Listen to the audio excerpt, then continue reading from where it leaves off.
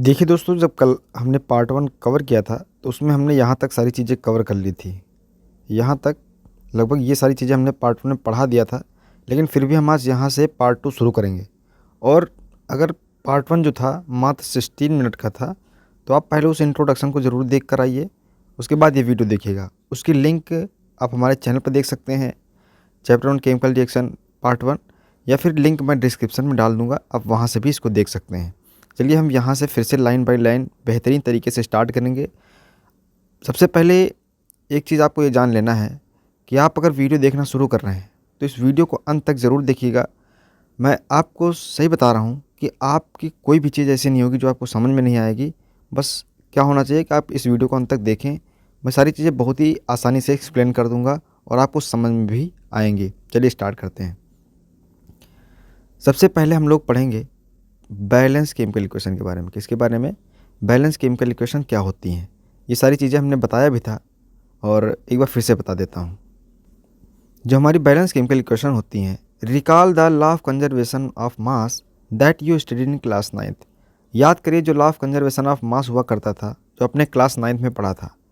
Mass can neither be created nor be destroyed in a chemical reaction. यानी कि जो हमारा मास होता है और वो कभी भी ना क्रिएट होता है, यानी ना बनता है, ना ही ख़त्म होता है जब कभी भी केमिकल रिएक्शन होती है। ये आपने क्लास 9th में पढ़ा था। अगर आपको याद है तो अच्छी बात है, बाकी आप यहाँ भी सीख सकते हैं। That is the total mass of element present in the product of the chemical reaction has to be equal total mass of the element present in the reactant.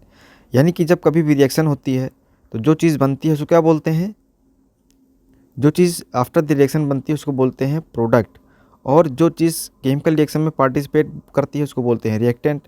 तो यानी कि जो रिएक्टेंट का मास होगा वो किसके बराबर होगा? जो रिएक्टेंट का टोटल मास होगा वो किसके बराबर होगा? Total mass of the present in the product, वो प्रोडक्ट साइड के बराबर होगा। तो ये चीज़ आपको याद कर लेनी है, ये केमिकल रिएक्शन बताती है। इन अदर वर्ड्स, इसी बात को हम दूसरे तरीके से किस तरीके से पढ़ सकते हैं?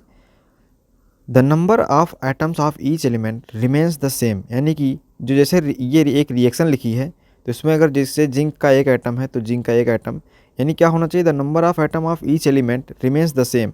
हर एक एलिमेंट का जो एटम है वो क्या होना चाहिए? सेम होना चाहिए। Before and after the chemical reaction, यानी कि केमिकल रिएक्शन होने से पहले जैसे थे और केमिकल रिएक्शन होने के बाद जो प्रोडक्ट बना है वो सारे एलिमेंट क्या होने चाहिए? उनके एटम सेम होने चाहिए। Hence we need to balance skeletal chemical equation. इसीलिए हम लोगों को ज़रूरत क्या होती है? बैलेंस करने की ज़रूरत होती है। किसको? एक स्केलेटल केमिकल इक्वेशन को क्या करने की ज़रूरत होती है? बैलेंस करने की ज़रूरत पड़ती है, क्योंकि हम जानते हैं कि एक केमिकल रिएक्शन में हमेशा एटम क्या होते हैं? बैलेंस होना चाहिए। और स्केलेटल केमिकल इक्वेशन किसको बोलते हैं? अनबैलेंस को बोलते हैं, यानी इसे बैलेंस बनाना पड़ेगा। Is the chemical equation 1.2 balance? तो क्या जो 1.2 की इक्वेशन थी वो बैलेंस थी? Let us learn about balancing a chemical equation step by step. चलिए अब हम लोग यहाँ पर क्या करना सीखेंगे? जो हमारी केमिकल इक्वेशन है उनको हम बैलेंस करना सीखते हैं।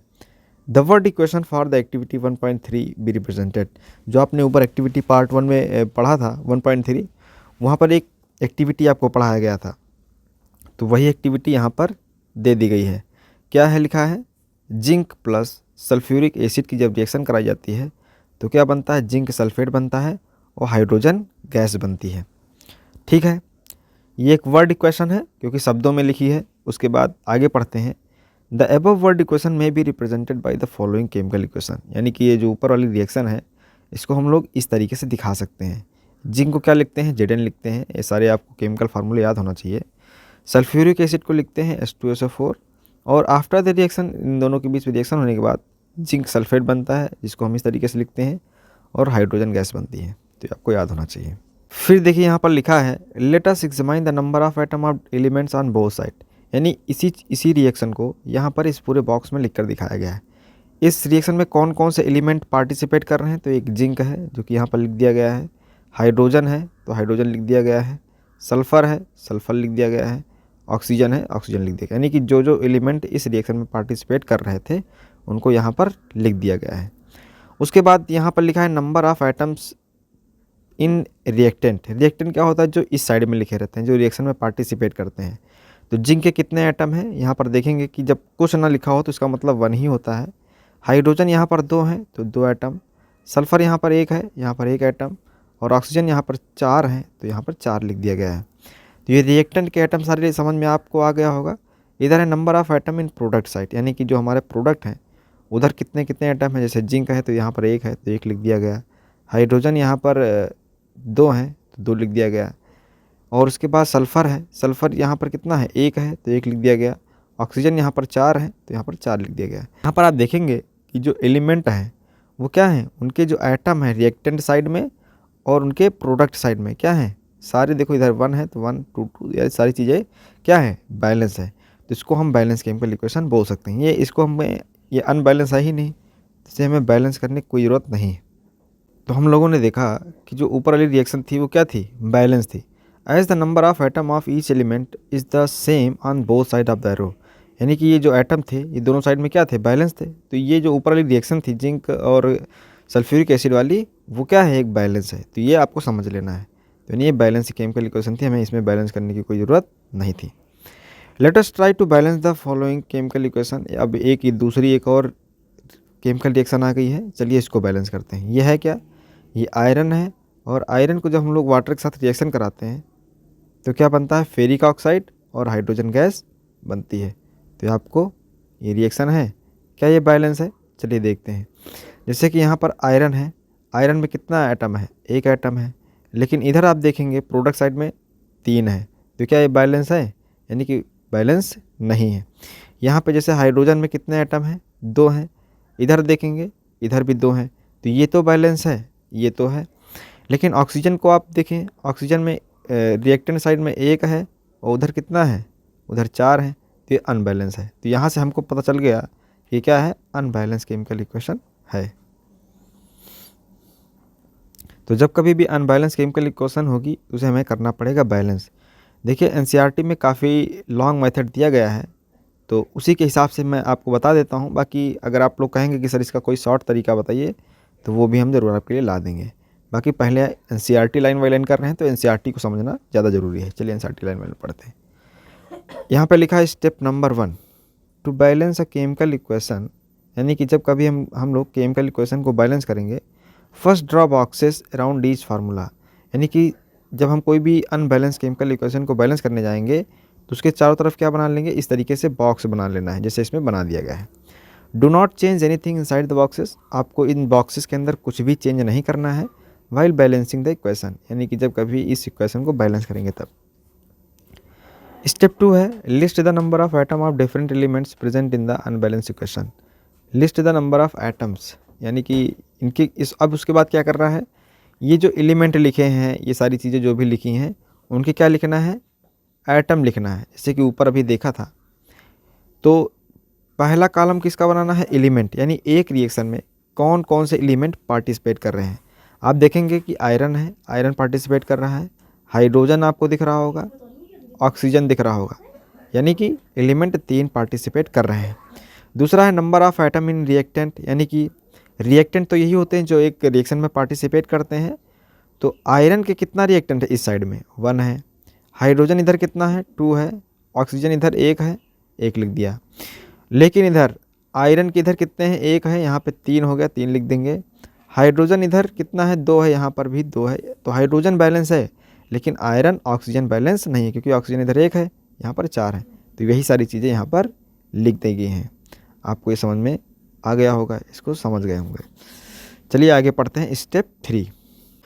स्टेप 3 में पढ़ना है it is convenient to start balancing with the compound that contain the maximum number of atom. देखिए जब कभी भी आप बैलेंसिंग को स्टार्ट करें, बैलेंसिंग जो कभी भी स्टार्ट करेंगे तो आपको वो कंपाउंड पकड़ना है जहाँ पर सबसे ज़्यादा आइटम हो।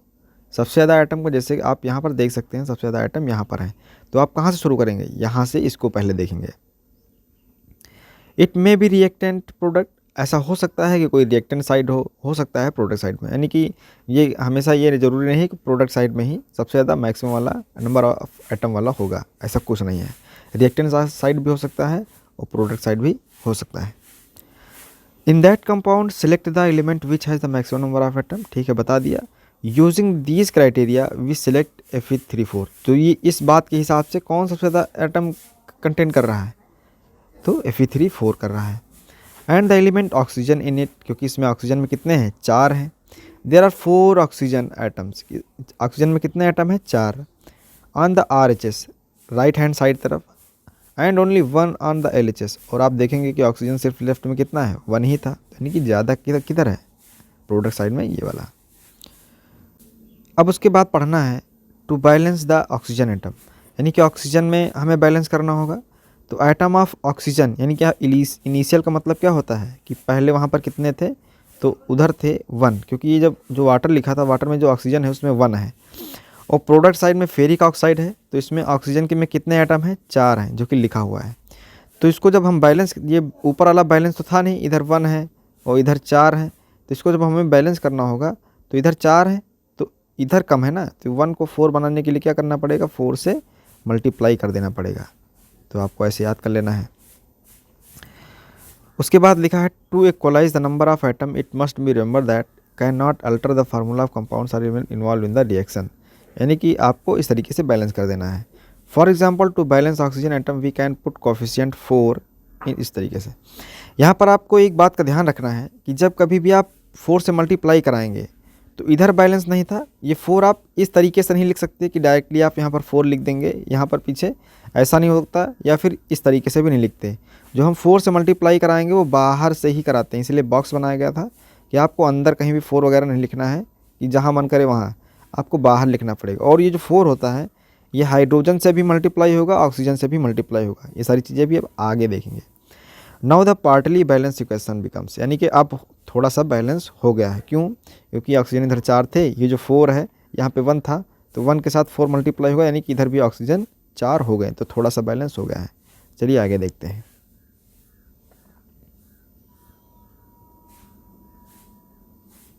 स्टेप 4 में लिखा है iron and hydrogen atoms are not still balance, लेकिन अभी भी आयरन और हमारा हाइड्रोजन अभी भी बैलेंस नहीं है। Pick any the substance to proceed further, यानी कि इनमें से कोई एक एटम ले लीजिए और उसको आगे हम फर्दर बैलेंस करते हैं। Let us balance the hydrogen atom in the partly balance equation, चलिए हम क्या करते हैं, बैलेंस करते हैं हाइड्रोजन एटम को आगे। To equalize the number of hydrogen atom, यानी कि जो हाइड्रोजन एटम है उसको इक्वलाइज करने के लिए make the number of molecules of hydrogen as 4 on RHS। तो देखते हैं, जैसे देखेंगे एटम ऑफ हाइड्रोजन शुरुआत में इधर कितने हैं, अब देखिए 4 से जब मल्टीप्लाई कराया था तो 4 दोनों से मल्टीप्लाई होगा, यानी कि अब इधर कितने हाइड्रोजन हो गए हैं, 8 हो गए हैं। और प्रोडक्ट साइड में मात्र 2 हैं, हाइड्रोजन गैस निकल रही थी, तो कम किधर है, प्रोडक्ट साइड में कम है, तो इसको हमें क्या कराना पड़ेगा, इसको हमें बैलेंस कराना पड़ेगा, इसलिए यहाँ पर हमने 4 से मल्टीप्लाई करवा दिया है। और इधर जब 4 से मल्टीप्लाई करा देंगे तो इधर भी 8 आ जाएगा और इधर तो 8 है ही, तो क्या हो जाएगा, बैलेंस हो जाएगा, जैसे कि यहाँ पर इस रिएक्शन में करवा दिया गया है। उसके बाद क्या हो जाता है, इक्वेशन वुड बी हो जाएगी, जो आयरन है अभी आयरन बैलेंस नहीं हुआ है, जैसे ये 4 क्या है, 4 2 8 हो जाएगा, यानी 8 हाइड्रोजन इधर हो गए हैं, 4 इधर भी मल्टीप्लाई, इधर भी 8 हाइड्रोजन, हाइड्रोजन बैलेंस हो गया। ऑक्सीजन पहले से ही बैलेंस करवा दिया था पहले स्टेप में, और अब बचा है आयरन। चलिए अब आगे देखते हैं।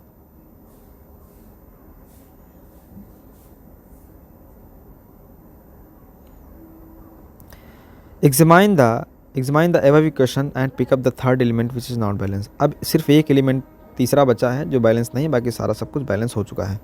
You find that only 1 element is left to balance, यानी कि अब एक ही एलिमेंट बचा है जिसको बैलेंस करना है, दैट इज़ आयरन। क्या बचा है, सिर्फ हमारा आयरन Fe बचा है, सिर्फ हमारा Fe बचा है बस, और सारा सब कुछ बैलेंस हो चुका है। You find that only 1 element is left, तो आयरन बचा है, जैसे कि एटम इन आयरन, आयरन में पहले कितना था, 1 था, इधर 1 था, और रिएक्टेंट साइड में और प्रोडक्ट साइड में कितना था, 3 था। तो यानी कि बैलेंस करने के लिए हमें इसको 1 को क्या कराना पड़ेगा, 3 से मल्टीप्लाई कराना पड़ेगा, बैलेंस हो जाएगा। टू इक्वलाइज आयरन, यानी कि आयरन को बैलेंस करने के लिए we take 3 atoms of iron on the LHS, तो इसको हम बैलेंस करेंगे। जो आयरन है हमारा, इसको 3 से मल्टीप्लाई करवा दिया तो हमारी क्या हो जाएगा, सारा सब कुछ बैलेंस हो जाएगा। अब स्टेप 6 में आ जाते हैं, क्या लिखा हुआ है, finally to check the correctness of balance equation we count atoms of each element on the both side of equation. आपने देखा जब बैलेंस की हम लोगों ने पढ़ रहे थे तो उसमें क्या लिखा हुआ था कि जब हमारे दोनों साइड में क्या हो जाए, जब एटम्स इक्वल हो जाएंगे, तो हम वहाँ पर बोलेंगे कि ये बैलेंस हो गई है। जैसे कि यहाँ पर आयरन के कितने एटम हो गए, 3 हैं, इधर भी आयरन इधर लिखा हुआ है तब भी वो बैलेंस है। हाइड्रोजन के इधर 8 हैं, इधर भी 8 हो गए हैं, इधर ऑक्सीजन 4 है, ये जो 4 है दोनों से मल्टीप्लाई इधर भी 4 है, तो सारा सब कुछ बैलेंस हो गया है। और यहाँ पर लिखा भी हुआ है कि बैलेंस केमिकल इक्वेशन, यहाँ पर आप देखेंगे तो क्या लिखा हुआ है, बैलेंस हो गई है। और ये हमारी पूरी ये जो इक्वेशन लिखी हुई है ये भी क्या हो गई, बैलेंस हो गई है। The number of atom of element on the both side are equal, यानी कि जो नंबर ऑफ एटम है वो सारा सब कुछ बैलेंस हो गया है। This equation is now balance, अब जाके ये बैलेंस हो चुकी है। This method of balancing chemical equation is called hit and trial method. और ये जो तरीका होता है, तो आपसे पूछा जाए ये जो तरीका है इसको क्या बोलते हैं, इसको बोलते हैं हिट एंड ट्रायल मेथड। तो आपको ये भी मालूम होना चाहिए।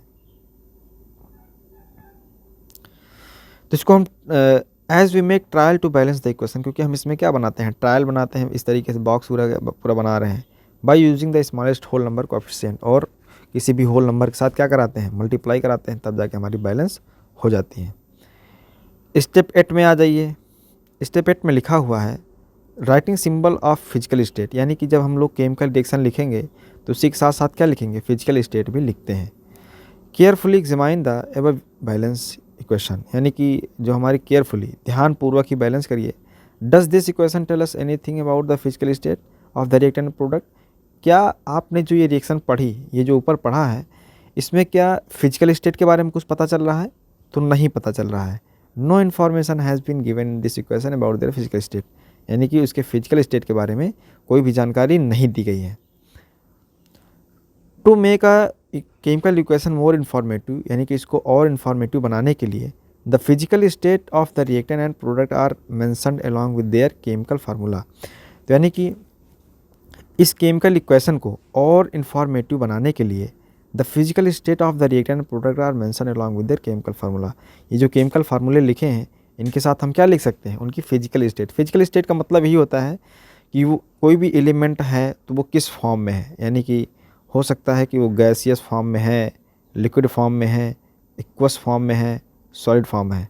तो आप सोच रहे होंगे कि एक्वस क्या होता है, एक्वस को हम एक्वस दिखाते हैं। इसका मतलब ये होता है कि कोई भी चीज़ जब वाटर में प्रेजेंट होती है तो उसको हम क्या लिखते हैं, उसको हम लिखते हैं एक्वस। तो आपको ये मालूम होना चाहिए।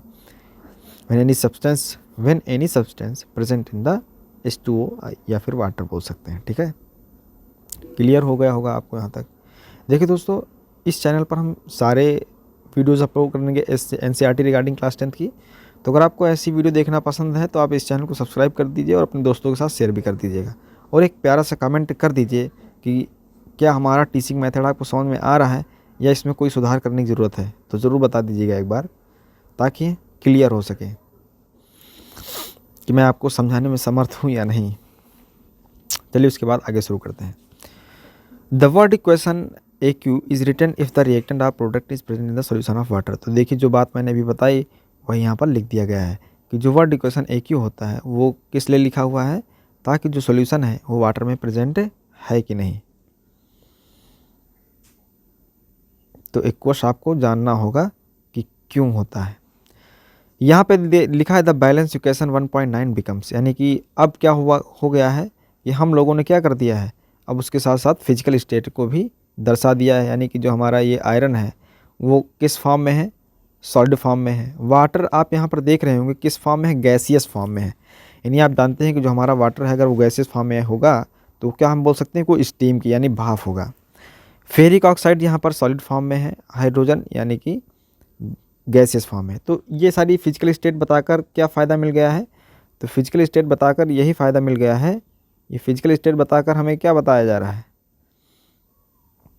ये फिजिकल स्टेट बताकर हमें क्या बताया जा रहा है, तो थोड़ा सा इन्फॉर्मेशन जो है ज़्यादा दे दी जा रही है। ठीक है, यानी कि हमको इन्फॉर्मेशन थोड़ा और ज़्यादा दी जा रही है, तो ये आपको याद कर लेना है। उसके बाद देखिए क्या लिखा हुआ है, note that the symbols gaseous is use for water. यहाँ पर आप देख रहे होंगे कि वाटर के लिए क्या यूज़ करा जा रहा है, वाटर के लिए यूज़ करा जा रहा है gaseous, to indicate that in this reaction the water is used in the form of steam. यानी कि यहाँ पर क्या हो रहा है कि जो वाटर हमारा है वो स्टीम की फॉर्म में है। Usually physical state are not included in a chemical equation unless it is necessary to specify them. यहाँ पर बहुत इंपॉर्टेंट बात बता दी गई है, यहाँ पर बहुत इंपॉर्टेंट बात बता दी गई है कि जब तक आपसे पूछा ना जाए, आपसे अगर पूछा ना जाए कि हमें इसको दर्शाना है कि नहीं दर्शाना है, मतलब फिजिकल स्टेट के बारे में, तब तक आप उसे छोड़ भी कर सकते हैं। यानी कि कोई ज़रूरी नहीं है कि आप दिखाएं। अगर आपसे कहा है कि फिजिकल स्टेट दिखाइए तभी दिखाइए, वरना आप मत दिखाइएगा। उसके बाद लिखा है sometimes the reaction condition such as temperature, pressure, catalyst for the reaction are indicated above और बिलो द केमिकल इक्वेशन। कई बार क्या होता है कि जो हमारी केमिकल रिएक्शन होती हैं, क्या होती हैं, केमिकल रिएक्शन होती हैं समटाइम्स, तो कई बार केमिकल रिएक्शन में कौन कौन पार्टिसिपेट कर लेता है, तो टेम्परेचर जैसे हमारा हो गया, टेम्परेचर, प्रेशर, कैटलिस्ट, यानी कि ये सारी चीज़ें किसी भी रिएक्शन में पार्टिसिपेट करते हैं तो उनको हम हमेशा क्या लिखते हैं, लाइन के, यानी जो ये एरो है इसके ऊपर लिख सकते हैं या फिर नीचे लिख सकते हैं, अगर तीन चीज़ें पार्टिसिपेट करेंगी तब। तो आपको ये भी मालूम होना चाहिए, बहुत इम्पॉर्टेंट है एग्ज़ाम पॉइंट ऑफ व्यू से, तो ये सारी चीज़ें भी आपको पता होना चाहिए। चलिए आगे शुरू करते हैं।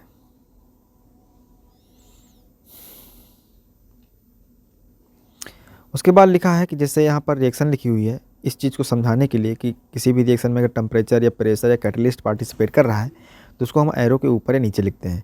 मान लीजिए यहाँ पर एक रिएक्शन हो रही है, क्या लिखा हुआ है, कार्बन मोनोऑक्साइड, उसको जब हम हाइड्रोजन के साथ रिएक्शन कराते हैं तो हमें प्रेशर देना पड़ता है 340 ATM का। ATM क्या है, प्रेशर की यूनिट है, तब जाके हमारा मेथनॉल बनता है। ये क्या लिखा हुआ है, ये मेथनॉल लिखा हुआ है, ये लिखा हुआ है मेथनॉल। ये एक रिएक्शन है, आप लोगों ने फोटोसिंथेसिस के बारे में बहुत सारी क्लासेस में पढ़ा भी होगा। ये कौन सी रिएक्शन है, ये है हमारी रिएक्शन, ये है रिएक्शन कौन सी, ये हमारी रिएक्शन है फोटोसिंथेसिस की, जो कि आप लोगों ने फोटोसिंथेसिस में पढ़ा भी होगा। यूजिंग दिस स्टेप, इसमें क्या है देखिए, सनलाइट और टेम्परेचर, यानी सनलाइट में क्या होता है, टेम्परेचर इंक्रीज़ होता है, सूर्य की रोशनी मिलती है, क्लोरोफिल। तो इस तरह की चीज़ें हम कहाँ लिखते हैं, एरो के ऊपर या नीचे लिखते हैं। चलिए आगे देखते हैं।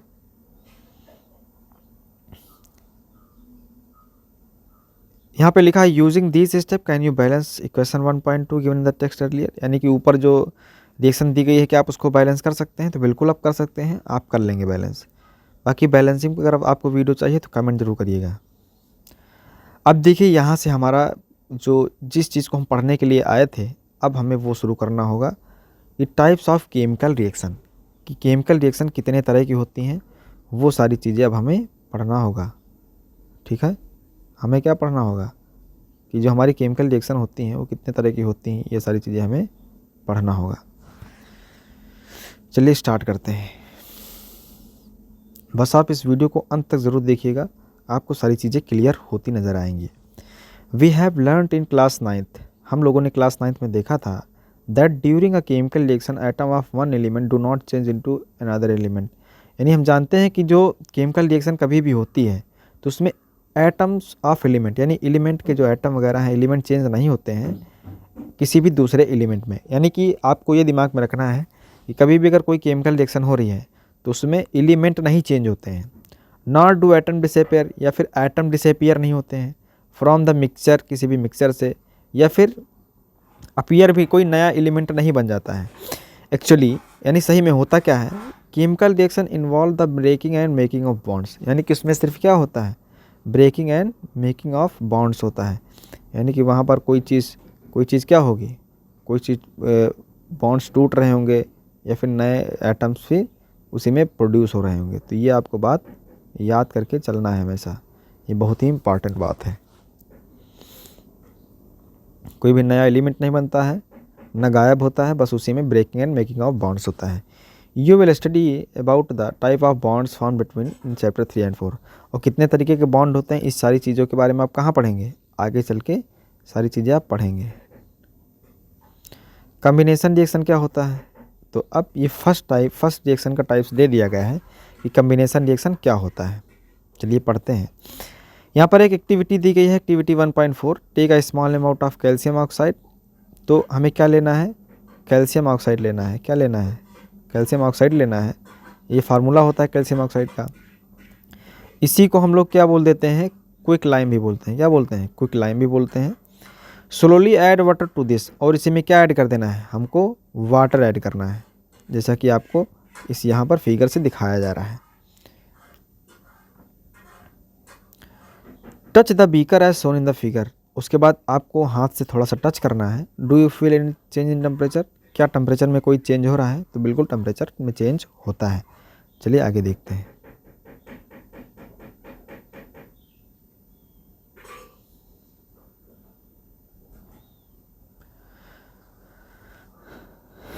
ये हमने पढ़ा, इसको पढ़ लिया। यहाँ पर एक बीकर है, वाटर है और कैल्शियम ऑक्साइड को बेसिकली चूने को ही बोला जाता है। आप जानते होंगे जब चूने में पानी मिलाते हैं तो गर्भ कितने तेज़ी से निकलता है, आपने कभी ना कभी देखा होगा। फॉर्मेशन ऑफ स्लेक्ड लाइम, यानी कि जब चूने में पानी मिला देते हैं तो जो चीज़ बनती है उसको क्या बोलते हैं, स्लेक्ड लाइम बोलते हैं। ये देखिए लिखा हुआ है।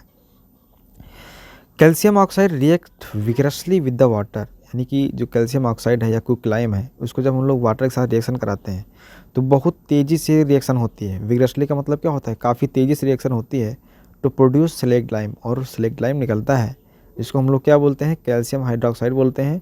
Releasing a large amount of it, और इसी साथ साथ क्या होता है, बहुत सारी हीट भी निकलती है। ठीक है, आपको समझ में आ गया होगा बड़ी आसानी से। चलिए,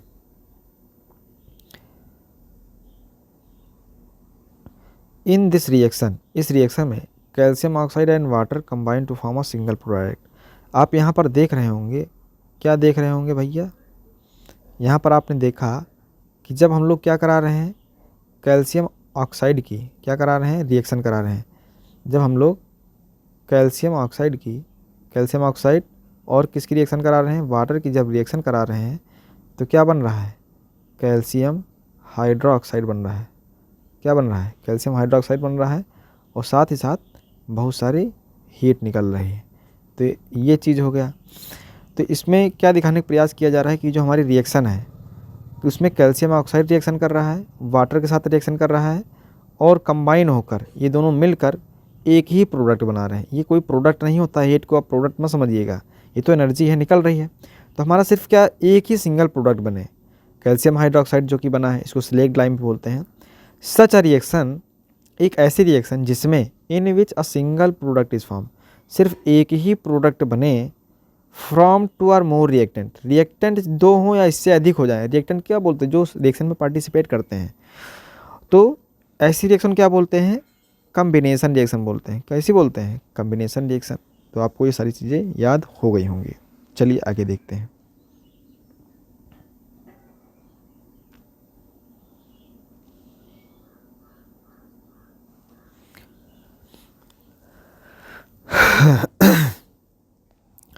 अब उसके बाद हम लोगों को पढ़ना है, डू यू नो, क्या आप जानते हैं, a solution of slaked lime, यानी कि एक जो हमारा कैल्शियम हाइड्रोक्साइड है उसी को बोला जा रहा है।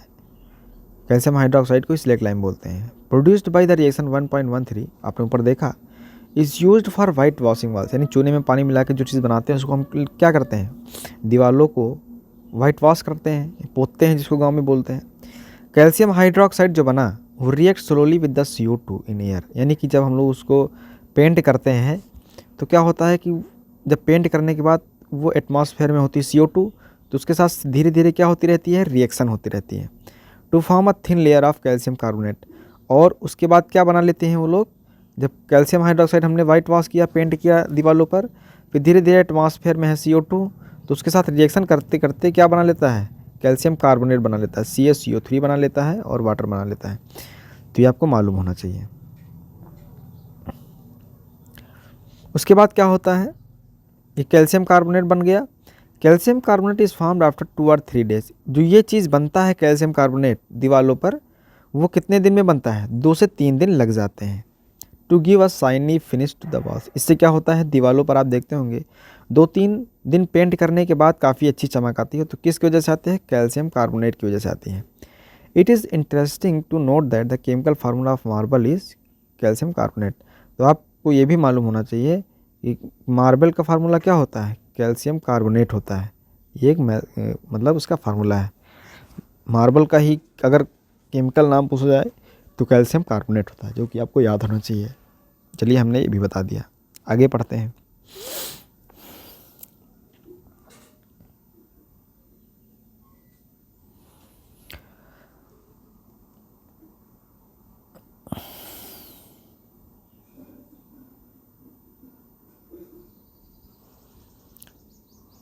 Late us discuss some more example of combination reaction. चलिए अब आगे देखते हैं कम्बिनेशन रिएक्शन क्या होती है। जैसे कि यहाँ पर लिखा है बर्निंग ऑफ अ कोल, यानी कि कोयले का बर्न होना। बर्न होने का मतलब यही होता है, जब किसी चीज़ को हम अगर जलाते हैं तो उसका मतलब क्या होता है कि वो ऑक्सीजन के साथ रिएक्शन कर रहा है। तो यहाँ पे कोयले को भी हम कार्बन बोलते हैं, कार्बन को ऑक्सीजन के साथ रिएक्शन कराते हैं तो हमारा क्या बनता है, CO2 गैस। तो ये सारे किसके एग्जाम्पल हैं, ये सब एग्जाम्पल किसके हैं, कम्बिनेशन रिएक्शन के एग्जाम्पल हैं। कम्बिनेशन रिएक्शन होती क्या है कि रिएक्टेंट दो हो सकते हैं या उससे ज़्यादा भी हो सकते हैं, लेकिन हमेशा प्रोडक्ट कितना होना चाहिए, प्रोडक्ट हमारा एक होना चाहिए, प्रोडक्ट हमारा एक ही होता है। सबसे बड़ी कम्बिनेशन रिएक्शन की पहचान यही है। और एग्जाम्पल दिए गए हैं कि formation of water from hydrogen gas and oxygen gas. जो हमारा फॉर्मेशन है वाटर कैसे बनता है, हाइड्रोजन और ऑक्सीजन गैस की वजह से बनता है। तो ये सारी रिएक्शन है, हाइड्रोजन गैस ऑक्सीजन गैस, इसकी जब रिएक्शन कराएंगे तो हमारा वाटर बन जाएगा। In simple language we can say that when two or more substance. इसकी देखिए डेफिनेशन एक तरह से और दे दी गई है, ये भी आपको पढ़ लेना है। इन सिंपल लैंग्वेज, साधारण सी भाषा में कहें तो we can say that when two or more substance, जब दो या दो से अधिक substance combine to form a single product, वो क्या हो सकते हैं, एक सिंगल प्रोडक्ट बनाएं। यहाँ पे सब्सटेंस क्या हो सकता है, कोई भी एलिमेंट हो सकता है। कंपाउंड एलिमेंट क्या होता है, जैसे एक एक लिखा होता है। कंपाउंड जैसे ये हैं, ये कंपाउंड होते हैं, यानी दो एलिमेंट का जो कॉम्बिनेशन होता है। एलिमेंट को कई सारे एलिमेंट मिला देते तो कंपाउंड बनता है, वो एलिमेंट सिर्फ एक प्योर सब्सटेंस है। तो ये आपको मालूम होना चाहिए कॉम्बिनेशन रिएक्शन क्या होती है। आपको ये भी वाली डिफिनेशन समझ में आ गई होगी। इन एक्टिविटी 1.4, जो एक्टिविटी 1.4 हम लोगों ने देखा था, we also observe that a large amount of heat is evolve. तो उसमें क्या होता था, हीट भी निकल रही है। This makes the reaction mixture warm. इससे क्या होता है, हीट निकलेगी तो मिक्सचर क्या हो जाएगा, गर्म हो जाएगा। Reaction in which heat is released along with the formation of product. एक ऐसी रिएक्शन जिसमें क्या हो, हीट रिलीज हो प्रोडक्ट बनने के साथ साथ, तो उसको हम क्या बोलते हैं, एक्सोथर्मिक बोलते हैं। क्या बोलते हैं, एक्सोथर्मिक रिएक्शन बोलते हैं। उसके बाद लिखा है other example of exothermic reaction. कई सारे और भी एग्जाम्पल हैं एक्सोथर्मिक रिएक्शन के, आगे देखते हैं। तो आपको एक्सोथर्मिक रिएक्शन समझ में आ गई होगी, जिसमें हीट प्रोडक्ट बने लेकिन साथ ही साथ क्या निकले, हीट भी निकले, उसको बोलते हैं एक्सोथर्मिक रिएक्शन। ये एग्जाम में पूछी जाती है। एक आधे एग्जाम्पल भी याद कर लेना है, देखो दिया भी गया।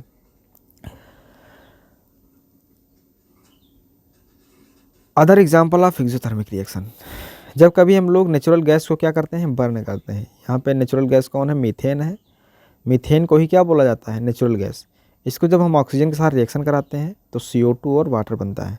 Do you know that respiration is an exothermic reaction. क्या आप जानते हैं कि जो हम सांस लेते हैं वो एक एक्सोथर्मिक रिएक्शन है। तो चलिए पहले हम इसको आपको समझा देते हैं कि कैसे जो रेस्पिरेशन है वो एक एक्सोथर्मिक रिएक्शन है। बाकी सारी बातें इसमें लिखी हुई हैं, तो ये हम चलिए समझते हैं। पहले आप इस चीज़ को समझ लीजिए।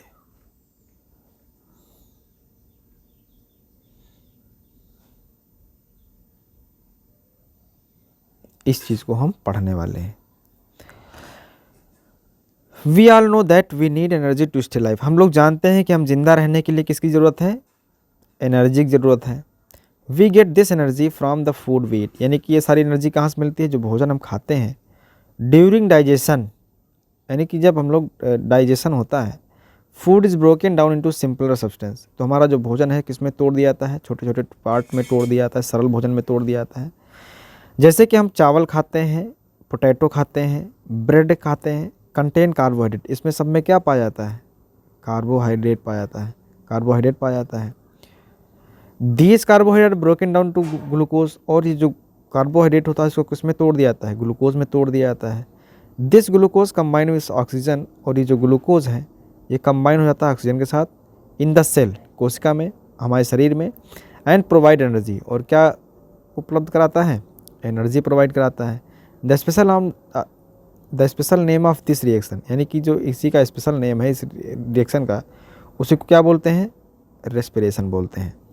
यानी ये जो सारी प्रक्रिया हो रही है इसको क्या बोलते हैं, रेस्पिरेशन बोलते हैं। The process of the which you will study in chapter 6, और ये जो आप रेस्पिरेशन के बारे में जब डिटेल में किस चैप्टर में पढ़ेंगे, तो चैप्टर नंबर जो 6 है आपका बायो का, वो जब चैप्टर पढ़ेंगे तो आपको सारी चीज़ें समझ में आ जाएंगी, बिल्कुल क्लियर हो जाएगा। देखिए यहाँ पर लिखा हुआ भी है कि जब हम लोग, यहाँ पर क्या लिखा हुआ है, जब हम लोग ग्लूकोज को ऑक्सीजन के साथ रिएक्शन कराते हैं तो हमारा क्या बनता है, CO2 बनता है, वाटर बनता है और एनर्जी निकलती है। आपको मालूम भी होगा हमारे शरीर में ग्लूकोज जो है, अगर भोजन, ग्लूकोज क्यों बन रहा है, अगर ऑक्सीजन ना लें यानी सांस न लें तो एनर्जी कभी निकलेगी ही नहीं। इसीलिए हम क्या बोलते हैं कि रेस्पिरेशन भी हमारा क्या है, एक एक्सोथर्मिक रिएक्शन है।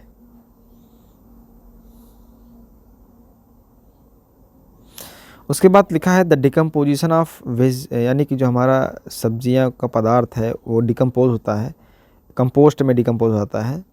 It is also an exothermic reaction, तो ये भी क्या है, तो इसके बारे में मालूम होना चाहिए, ये भी एक तरह का होता है, क्योंकि जब कंपोस्ट बनता है तो उसमें भी एनर्जी निकलती है। Identify the type of reaction taking place in activity 1.1, जो एक्टिविटी 1.1 थी वहाँ पर कैसी रिएक्शन थी, where heat is given out along the formation of single product. वहाँ पर भी क्या हो रहा था, जब सिंगल प्रोडक्ट बन रहा था तो वहाँ पर भी हीट निकल रही। तो आपको बस यही याद करना है कि ऐसी रिएक्शन जिसमें से हीट क्या हो, इवॉल्व हो, निकले, उसको हम क्या बोलते हैं, एक्सोथर्मिक रिएक्शन बोलते हैं। क्या बोलते हैं,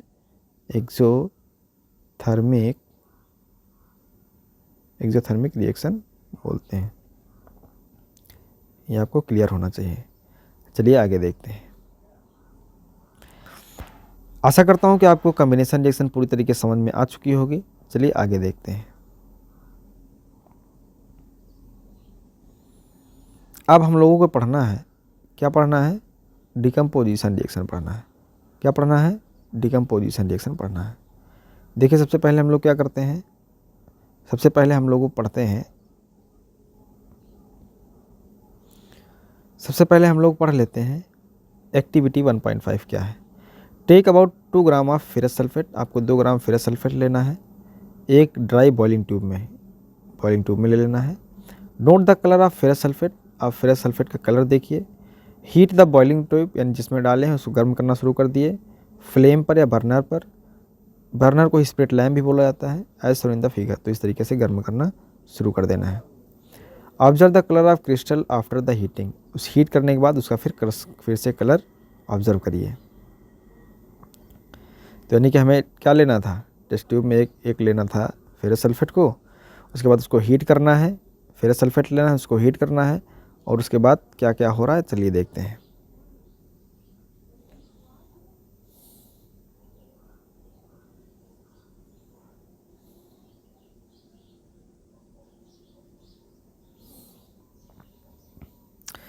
have you notice that the green colour of ferrous sulphate crystal has change. जो देखिए फेरस सल्फेट का कलर अगर आपसे पूछा जाए किस कलर का होता है तो क्या होता है, ग्रीन कलर का होता है। ठीक है, फेरस सल्फेट का कलर हैज चेंज्ड, क्या चेंज हुआ।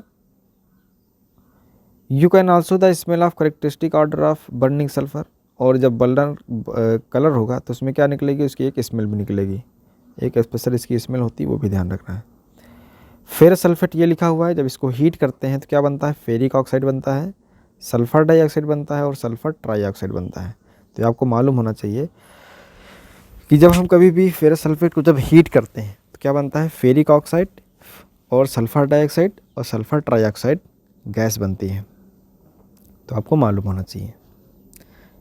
आप यहाँ पर देखेंगे in this reaction you can observe, आप देख रहे होंगे, आपने ऑब्जर्व किया होगा, that a single reactant breaks down to give simple products. यानी कि यहाँ पर क्या था, एक सिंगल रिएक्टेंट था, वो टूट कर क्या हो गया, कई सारे इसके प्रोडक्ट बन गए, जैसे कि फेरिक ऑक्साइड बना, सल्फर डाइऑक्साइड बना, सल्फर ट्राइऑक्साइड बना। अभी जब आप लोग ऊपर कम्बिनेशन रिएक्शन पहले पढ़े थे तो उसमें क्या पढ़ा था कि उसमें कई सारे रिएक्टेंट होते थे LH साइड में, लेकिन एक प्रोडक्ट बनता था। ये जस्ट उसके अपोजिट है कि इसमें एक सिंगल रिएक्टेंट है और कई सारे प्रोडक्ट आपके बनते हैं, यानी उसके ऊपर वाले के सेम अपोजिट है। फेरस सल्फेट क्रिस्टल, ये हमारा है फेरस सल्फेट, इसमें 7 मॉलिक्यूल ऑफ वाटर भी होते हैं। क्या होते हैं, 7 मॉलिक्यूल ऑफ वाटर भी होते हैं। वो क्या करते हैं, जब हीट करते हैं तो लूजेस वाटर, तो वाटर वो क्या हो जाते हैं, इवेपोरेट हो जाते हैं। When heated and the colour of the crystal changes, और इसी वजह से इसका कलर क्या हो जाता है, पहले ग्रीन था बाद में चेंज होता है। It then decomposes to ferric oxide, यानी इसको हीट करेंगे तो फेरिक ऑक्साइड में, सल्फर डाइऑक्साइड में और सल्फर ट्राइऑक्साइड में टूट जाता है। फेरिक ऑक्साइड क्या है, एक सॉलिड है, सल्फर डाइऑक्साइड और सल्फर ट्राइऑक्साइड क्या है, ये दोनों गैसेस हैं। तो ये क्या है, डिकम्पोजिशन ऑफ कैल्शियम कार्बोनेट। उसके बाद दूसरी रिएक्शन दे दी गई है कि जब हम लोग कभी भी डिकम्पोज करवाते हैं किसको, कैल्शियम कार्बोनेट को, तब हमारी कैल्शियम ऑक्साइड और कार्बन डाइऑक्साइड गैस बनती है। On heating it is a important decomposition reaction is use in various industries, जो कि हम अलग अलग व्यवसाय में यूज़ करते हैं। Calcium oxide is a lime और क्विक लाइम, कैल्शियम ऑक्साइड को ही क्या बोलते हैं, लाइम बोलते हैं या फिर क्विक लाइम बोलते हैं। इट हैज़ मैनी यूजेस, इसके बहुत सारे काम हैं। One is the manufacture of cement, तो आपसे कभी पूछा जाए कि कैल्शियम ऑक्साइड के काम बताइए, तो क्या काम होता है, मैन्युफैक्चर ऑफ सीमेंट। और किसकी वजह से बनता है, कैल्शियम ऑक्साइड, इसको हम क्विक लाइम या फिर लाइम भी बोलते हैं। तो इसके मैनी यूजेस आपको ये भी याद करना, कई बार पूछा जाता है। When a decomposition reaction carried out by the heating is called the thermal decomposition. When a decomposition reaction carried out by heating, तो देखिए डिकम्पोजिशन रिएक्शन जब कभी भी हीटिंग के साथ करवाई जाए तो उसको क्या बोलते हैं, थर्मल डिकम्पोजिशन बोलते हैं। उसके बाद लिखा हुआ है, तो हम लोगों ने थर्मल डिकम्पोजिशन यानी कि ये समझ लिया थर्मल डिकम्पोजिशन क्या होता है। तो थर्मल डिकम्पोजिशन क्या होता है कि डिकम्पोजिशन का एक पार्ट ही है। इसमें आप डिकम्पोजिशन के 3 तरह के पढ़ेंगे। तो पहला टाइप क्या है थर्मल डिकम्पोजिशन रिएक्शन का, थर्मल डिकम्पोजिशन है। तो पहला आपको अंडरलाइन कर लेना है कि कैसी डिकम्पोजिशन रिएक्शन का पहला टाइप क्या है। ये डिकम्पोजिशन रिएक्शन का ही टाइप है, थर्मल डिकम्पोजिशन इसमें पहला है। उसके बाद है, तो थर्मल डिकम्पोजिशन क्या होता है कि डिकम्पोजिशन करवाया जाए, तोड़ा जाए एक रिएक्टेंट को कई सारे प्रोडक्ट में, लेकिन किससे, हीट के द्वारा, तो उसको हम बोलते हैं डिकम्पोजिशन रिएक्शन। यहाँ पर ये उसकी पूरी डिफिनेशन लिखी है, ये पूरी डिफिनेशन है, और ये आपकी रिएक्शन का एग्जाम्पल है, याद कर लेना है। Another example of thermal decomposition is given in activity 1.6। यहाँ पर नीचे कुछ और भी रिएक्शन दी गई हैं।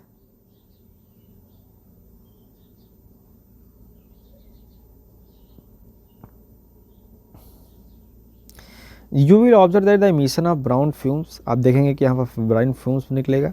These fumes और nitrogen dioxide reaction takes place. देखिए रिएक्शन पढ़ते हैं फिर समझ में आ जाएगा। ये भी किसका एग्जाम्पल है, ये भी एग्जाम्पल है किसका, डिकम्पोजिशन रिएक्शन का और थर्मल डिकम्पोजिशन का। लेड, ये क्या है, लेड नाइट्रेट का फार्मूला ये होता है, जब हम लोग इसको हीट करते हैं तो लेड ऑक्साइड बनता है, नाइट्रोजन डाइऑक्साइड बनता है और ऑक्सीजन गैस रिलीज होती है। तो आपको समझ में आ गया होगा। चलिए आगे देखते हैं। लेट अस परफॉर्म सम मोर डिकम्पोजिशन रिएक्शन। चलिए आगे हम लोग डिकम्पोजिशन रिएक्शन और भी देखते हैं।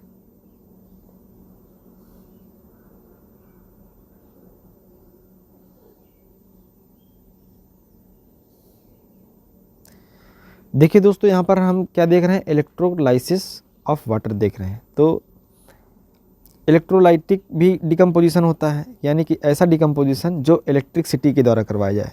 तो यहाँ पे ये जो दिखाया जा रहा है, तो वाटर को इसमें इलेक्ट्रिसिटी के द्वारा तोड़ा जा रहा है। कैसे, जब हम लोग वाटर में इलेक्ट्रिसिटी पास कराते हैं तो वाटर बनता है हमारा किससे, H2O से बनता है ना, H2O से बनता है। तो जब हम लोग इसमें इलेक्ट्रिसिटी पास कराते हैं तो किस में टूट जाता है, हाइड्रोजन प्लस ऑक्सीजन में टूट जाता है। तो ये आपको मालूम होना चाहिए, ठीक है।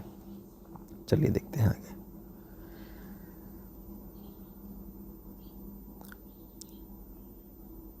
अब इस हम लोगों को तीसरा टाइप पढ़ना है,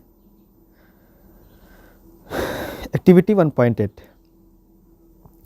take about 2 gram of silver chloride. आपको 2 ग्राम सिल्वर क्लोराइड ले लेना है।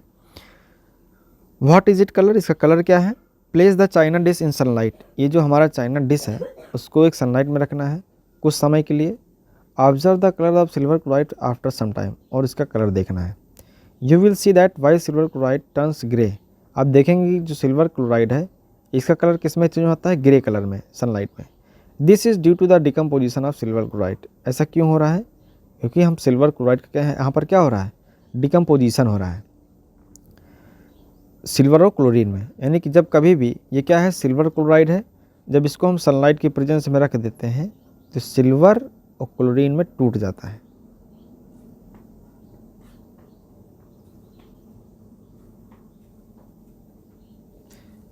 इसी तरीके से और भी एग्जाम्पल हैं जो सनलाइट की वजह से टूटते हैं। Silver bromide also behave the same way. यानी कि जो सिल्वर ब्रोमाइड होता है, ये सिल्वर ब्रोमाइड है, इसको जब हम लोग सनलाइट की प्रेजेंस में रखेंगे तो सिल्वर और ब्रोमीन में टूट जाता है। The above reaction are used in black and white photography. तो कई बार आपसे पूछा जाता है कि एक ऐसी रिएक्शन जो ब्लैक एंड वाइट फोटोग्राफी में यूज़ करी जाती है, तो ये वाली reaction black and white photography में यूज़ करी जाती है, सीधा सीधा पूछा जाता है। What form of energy is causing this decomposition reaction, यानी कि किस तरह की एनर्जी यूज़ कर रहे हैं डिकम्पोजिशन, तो सनलाइट का यूज़ कर रहे हैं। We have seen the decomposition reaction